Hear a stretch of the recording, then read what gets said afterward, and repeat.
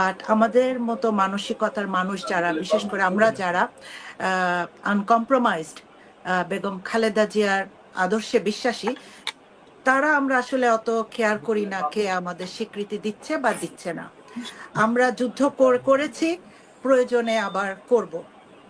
এখন চুপচাপ থাকার মানে এটা না যে আমরা হাল ছেড়ে দিয়েছি বা উই গিভ আপ, এটা না। আবার যখন দরকার হবে আবার আমরা সেই আগের স্পিরিট নিয়েই ঝাঁপায় পড়ব। এখানে দ্বিতীয় কিছু ভাবার অবকাশ নেই। আর জুলাইয়ের অভ্যুত্থানে ব্রিটেন সহ আমেরিকা, অস্ট্রেলিয়া, কানাডা প্রত্যেকটা দেশ থেকে যেভাবে প্রবাসী বাংলাদেশিরা রাস্তায় নেমেছেন, এটাই হওয়া উচিত। দেশের জন্য এটাই আসলে করা উচিত। এবং আমি মনে করি যে আমরা যতটুকু করার দরকার চেষ্টা করেছি, আমরা সবাই প্রবাসীরা চেষ্টা করেছি। এই চেষ্টায় কোনো ত্রুটি ছিল না, আমাদের আন্তরিকতায় কোনো ত্রুটি ছিল না। সেটা মানে এ কারণেই তো আজকের এই প্রোগ্রামটা। আর আমার ব্যক্তিগতভাবে যদি আপনি বলেন যে কি করেছি, সেটাও বলবো যে অনেক কাজ ব্যক্তিগত, আবার অনেক কাজে কিন্তু টিমের সঙ্গে হয়। একা কাজগুলো যেরকম কিছু কিছু ক্ষেত্রে হয়, কিন্তু বেশিরভাগ কাজগুলো কিন্তু আমরা ছোট ছোট অনেক টিমে করেছি। উদাহরণ হিসাবে জুলাইয়ের প্রথম সপ্তাহে আমি আমাদের আম জনতা পার্টির তারেক ভাইকে ফোন দিলাম, দিয়ে বললাম যে ভাই আপনার নেক্সট মুভমেন্টটার কি অবস্থা। উনি তখন অ্যান্টি ইন্ডিয়ান মুভমেন্টটা নিয়ে সারা বাংলাদেশে প্রোগ্রাম করার চিন্তা করছেন। তো বললো যে আপা আমরা তো এই জিনিসপত্র রেডি করছি, রিসোর্সেস যেগুলো লাগে, তো আর আর 2-3 দিন পরে আমি আপনাকে কনফার্ম করছি। তো 2-3 দিন পরে উনি আমাকে বললেন যে আপা এখন সবাই এই কোটা বিরোধী আন্দোলনটা নিয়ে ব্যস্ত, আমরা আমাদের সমস্ত রিসোর্স ওখানে দিব। এই মুহূর্তে আলাদা করে আমি ওই জিনিসটা করছি না, অ্যান্টি ইন্ডিয়ান মুভমেন্ট করব না, কোটা বিরোধী আন্দোলনটাতেই পুরোপুরি ডিভোটেড থাকবো। আমার ছেলে পেলে যারা আছে সব ওখানেই থাকবে। তো এভাবেই কিন্তু আমি দেখলাম যে জুলাইয়ের এই 8-9 তারিখের পরের থেকেই সবাই আস্তে আস্তে ঝুঁকে পড়লো এই আন্দোলনটা, যেটা শক্তিশালী করেছে। আর এরপরে যেটা হয়েছে, আবু সাইদ, ওয়াসিম, মীর মুগ্ধ, এদেরকে যে হত্যা করা, ইয়ামেনকে ফেলে দেওয়া, এটা তো সারা বিশ্বকে নাড়া দিয়েছে, সারা বিশ্বকে। আমরা এখানে আমাদের একজন কাউন্সিলর আপা আছেন, আয়শা চৌধুরী আপা, তো ওনাকে নিয়ে আমরা লেবার এমপির সঙ্গে দেখা করলাম, স্যার স্টিফেন টিমস। উনি খুব মানে প্রবীণ একজন পাওয়ারফুল এমপি। আমরা তো আমাদের লেটার নিয়ে গিয়েছি, সাথে আমি কিছু কিছু আবার ভিডিও করেছিলাম ইংলিশ ভার্সনে, সেগুলো মিডিয়াতে দিয়েছিলাম। আমার কাছে মনে হয় যে লেখা পড়ার থেকেও ওই ভিডিওটা যখন দেখে তখন ওইটা অনেক বেশি ক্যাচিং হয়, আমার কাছে তাই মনে হয়, টাচ করে বেশি। তো উনি ওরকম ইয়ামিনীর ভিডিওটা দেখে মানে উনি 1 মিনিট একদম চুপ রইলেন। তারপর উনি বললেন যে তুমি কি আশা করো আমার কাছ থেকে। তো আমি বললাম যে আমরা জাতিসংঘের অধীনে একটা সুস্থ তদন্ত চাচ্ছি। উনি আমাদেরকে বসিয়ে রেখে সঙ্গে সঙ্গে 2-3 জায়গায় ইমেল করলেন। এরপরে উনি পরের দিনই পেপারে বড় করে নিউজ আসলো যে এখানকার যে সেক্রেটারি আছেন উনি জাতিসংঘে লিখেছেন যে একটা তারা তদন্ত চাচ্ছে। এর মধ্যে তো অনেকেই ইনভলভ হয়ে গেছে, বিদেশি বন্ধুরাও অনেকে ইনভলভ হয়ে গেছে।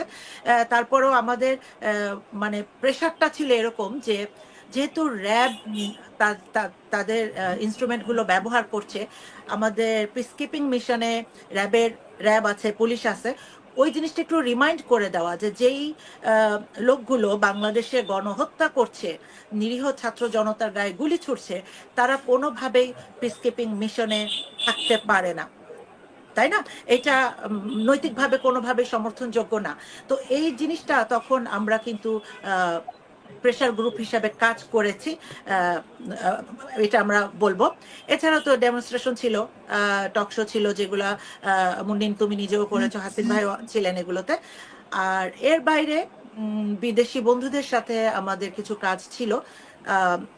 এটা আসলে এভাবে ওপেনলি বলার কিছু নাই। তো আমরা চেষ্টা করেছি, এতটুকুই বলবো যে চেষ্টা করেছি। লাস্টে আরেকটা আমরা শেষের দিকে যে এরকম একটা চাপ সিদ্ধান্ত নিলাম যে কোনোভাবেই কোনো রেমিটেন্স পাঠানো হবে না, এই জিনিসটা কিন্তু মধ্যপ্রাচ্য খুব ভালো ভূমিকা পালন করেছে। বিশেষ করে আমাদের কুয়েতের যেই ভাইয়েরা জেলে ছিল এই আন্দোলন করার কারণে, তাদেরও একটা অসাধারণ ভূমিকা ছিল। তো সব মিলিয়ে আমি বলবো যে আমরা আসলে যেটা দরকার ছিল দেশের জন্য করার, সেটাই আমরা করেছি এবং প্রয়োজনে আবার করব। এখন আমাদের অনুভূতিটা লাগে এরকম যে জুলাইটা আমরা দেখেছি খুব কাছের থেকে, হৃদয় দিয়ে আমরা অনুভব করেছি। রক্তক্ষরণ বাংলাদেশিদের হয়েছে, আমরাও দূরের থেকে আমাদের হৃদয়েও সেই রক্তক্ষরণটা হয়েছে। এখন যেরকম কিছু সুবিধাবাদী মানুষ যারা গত 15 বছরের সাইলেন্ট ছিল, জুলাইতে যাদের কোনোই ভূমিকা ছিল না, তারা এখন নেতৃত্ব দিচ্ছে। এইটা মানে দেখার মানে ফিলিংসটা আমার কাছে মনে হচ্ছে যে 71 সালে যুদ্ধের পরে জামাত বা রাজাকাররা যেভাবে মাথাচাড়া দিয়ে উঠেছিল, এক্স্যাক্টলি আমি সেই ফিলিংসটাই ফিল করছি। আমার কাছে মনে হয় আমরা যারা জুলাইয়ের সঙ্গে ওতপ্রোতভাবে ছিলাম দেশে থেকে বা বিদেশে থেকে, আমাদেরকে এটা খুব খুব মানে কষ্ট দিচ্ছে, আমাদেরকে আহত করছে, এবং আমরাও এই গ্রুপটাকে রাজাকারী বলবো। আমরা এদেরকে রাজাকারী বলবো যে 71-এর পরে রাজাকার যেভাবে জেগে উঠেছিল বা জামাত যেভাবে জেগে উঠেছে এবং এখনো উঠছে, ঠিক একই ভাবে আমাদের এই জুলাইতে যারা সাইলেন্ট ছিল সেই সাইলেন্ট গ্রুপটা জেগে উঠেছে। সেই সময় আমি বলবো যে একজন সিনিয়র নেতা, অনেক ভালো পাওয়ারফুল অবস্থানে আছেন, তার বাবা আওয়ামী লীগ করতেন, তার বাবা জুলাইতে গণহত্যার জন্য উনি ফান্ডিংও করেছেন, অথচ সেই লোকটাকে দেখি মানে সামনে দাঁড়িয়ে সেইভাবে নেতৃত্ব দিতে। এটা আমাদেরকে আহত করে, এটা আমাদেরকে আহত করে। ফাইনালি এতটুকুই বলবো যে আমরা থামি নাই, প্রয়োজনে আবারও আমরা জাগবো, যখন দরকার হবে এর থেকেও ভয়ঙ্কর গতিতে জাগবো। কারণ আমরা যারা সৃষ্টি করতে জানি, আমরা ধ্বংস করতে জানি। এটাই। ধন্যবাদ। অনেক ধন্যবাদ লিমা।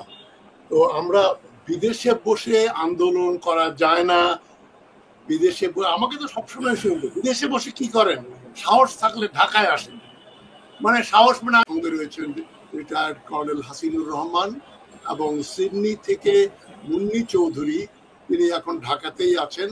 আর আমাদের সঙ্গে একটু পরে যোগ দেবেন লন্ডন থেকে তসলিমা তাজ। তো আমি মুন্নি চৌধুরী, তসলিমা তাজ এবং কর্নেল হাসিনুর রহমানকে এই জন্য এনেছি, এই তিনজনের যে বলিষ্ঠ ভূমিকা, এই তিনজনের যে ত্যাগ তিতিক্ষা এবং অবদান জুলাই বিপ্লবে, সেটা তুলে ধরার জন্য। মানে এই তিনজনকে আমরা গ্লোরিফাই করার জন্য আনছি না। তিনজন আমার কোনো আত্মীয় স্বজন নন, আমার সবাই আমার প্রিয়জন। আমার যে বক্তব্যের আজকের উদ্দেশ্য, যে দেখেন এরা তো দাবি করছেন না যে জুলাই বিপ্লব আমাদের জন্য হয়েছে, আমরা নেতৃত্বে যাব। তারা পর্দার আড়ালে থেকে, মুন্নি চৌধুরী জেল খেটেছেন, হাসিনা তাকে জেলে পাঠিয়েছিল, অনেক সংগ্রাম করেছে বহু বছর। অনেক হাসিনুর রহমান আপনারা জানেন তাকে গুম করা হয়েছিল। উনি ইউনিফর্ম পরা অবস্থায় সামরিক বাহিনীতে যখন চাকরি করতেন তখন তাকে গ্রেপ্তার করা হয়েছিল, গুম করা হয়েছিল, এবং তিনি প্রায় ভাগ্যক্রমে বেঁচে আমাদের সামনে ফিরে এসেছে। তো তাদের কথা আমরা আজকে শুনবো। আমি কথা খুবই কম বলবো,